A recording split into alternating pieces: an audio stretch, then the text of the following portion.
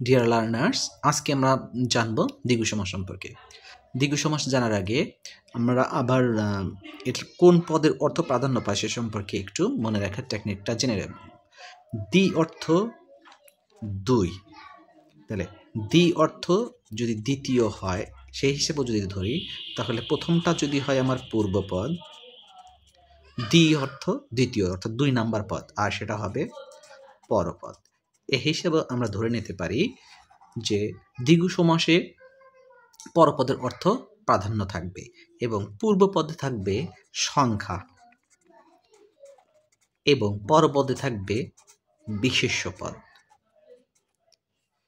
তাহলে পূর্বপদে সংখ্যা এবং পরপদে যদি বিশেষ্য পদ থাকে, এটা হবে সমস্ত পদের ক্ষেত্রে, অর্থাৎ সমস্ত পদের পূর্বপদের সংখ্যা এবং পরপদে যদি বিশেষ্য পদ থাকে এবং এই বিশেষ্য পদের অর্থই যদি প্রাধান্য থাকে, তাহলে সেটা হবে দ্বিগু সমাস। আমরা দেখি ব্যাস বাক্যে সেক্ষেত্রে কি হবে। ব্যাস বাক্যে যদি আনা থাকে তাহলে সমস্ত পদে হবে আনি, যদি পদ থাকে তাহলে হবে পদি, শের থাকলে সমস্ত পদে হবে সুরি, অব্দ থাকলে হবে অব্দি, বর্ষ থাকলে বার্ষিকী, বট থাকলে বটি, নদী থাকলে নদ।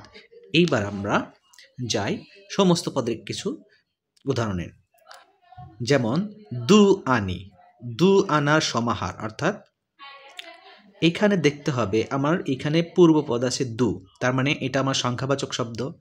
আনি, আনি বলতে পয়সা করি বোঝানো হয়েছে, তাহলে দু আনি বলতে কিন্তু আনিকেই বোঝানো হচ্ছে, দুকে বোঝানো হচ্ছে না, তাহলে এটা হয়ে যাবে আমার দ্বিগু সমাস। এবার আসি তে মাথা, তাহলে তেটা হলো সংখ্যা আর মাথাটা হলো বিশেষ্য পদ। যেহেতু তে মাথা বলতে আসলে 3টা মাথাকে বোঝানো হয়েছে, সুতরাং এটা হবে দ্বিগু সমাস। এবার আসি ত্রি, ত্রি মানে 3 আর পদ মানে পা, তাহলে এটা বিশেষ্য পদ, সংখ্যা এবং পরবর্তী পদ বিশেষ্য, এবং ত্রিপদী বলতে 3কে বোঝানো হয় নাই, পদকে বোঝানো হয়েছে, সুতরাং এটাও হবে দ্বিগু সমাস। অপরদিকে ত্রি মানে 3, লোক মানে লোক, তাহলে 3টা লোকের সমাহার ত্রিলোক। ত্রিলোক বলতে 3কে বোঝানো হয় নাই, লোককে বোঝানো হয়েছে, সুতরাং এটাও হবে দ্বিগু সমাস। অনুরূপভাবে ত্রিভুবনের সমাহার, ত্রিভুবন। চতুর্পদের সমাহার, চতুষ্পদী, তাহলে পদ থাকলে আমরা আগেই জেনে এসেছি পদ থাকলে হবে পদী। এবার শত অব্দের সমাহার, শতাব্দী। সপ্ত অহের সমাহার, সপ্তাহ। পঞ্চ নদীর সমাহার, পঞ্চনদ, এবং পঞ্চবটের সমাহার, পঞ্চবটি। এখন কথা হলো যে পূর্বপদের সংখ্যা থাকলেই কি আমার শুধু দ্বিগু হবে? হ্যাঁ, এক্ষেত্রে আমাদেরকে একটুখানি সতর্ক থাকতে হবে। যেমন আমি যদি বলি দশানন, দশানন, তাহলে পূর্বপদে আছে 10 আর এই আছে আনন, আনন মানে মাথা, 10টা মাথা।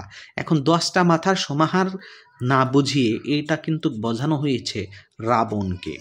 যখন পূর্বপদে সংখ্যা থাকবে এবং পরপদ বিশেষ্য থাকলেও সেটা যদি ভিন্ন কোনো জিনিসকে নির্দেশ করে, তাহলে সেটা হয়ে যাবে সংখ্যাবাচক বহুব্রীহি। সেটা কি হয়ে যাবে? সংখ্যাবাচক বহুব্রীহি। যেমন আমি যদি বলি এক তারা, তাহলে একটা তারের সমাহার, তো এক সংখ্যাবাচক হলো এই এক তার দিয়ে, একটা তারের দিয়ে, সেটা কিন্তু এক তারা বলতে তারের সমাহারকে বোঝায় না, এটা একটা বিশেষ ধরনের বাদ্যযন্ত্রকে বোঝায়।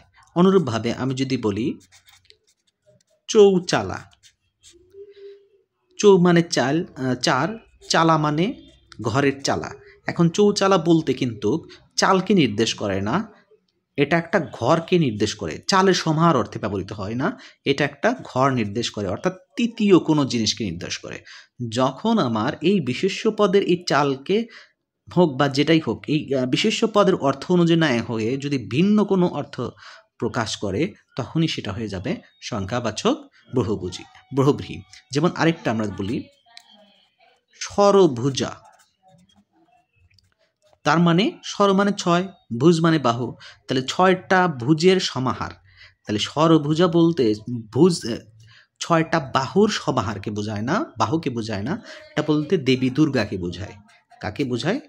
দেবী দুর্গাকে বোঝায়। তাহলে যেহেতু আমার ভুজকে বিশেষ অর্থ এই ভুজকে বোঝানো হচ্ছে না, বিশেষ অর্থে দেবী দুর্গাকে বোঝানো হচ্ছে, সুতরাং এটা হয়ে যাবে সংখ্যাবাচক বহুব্রীহি।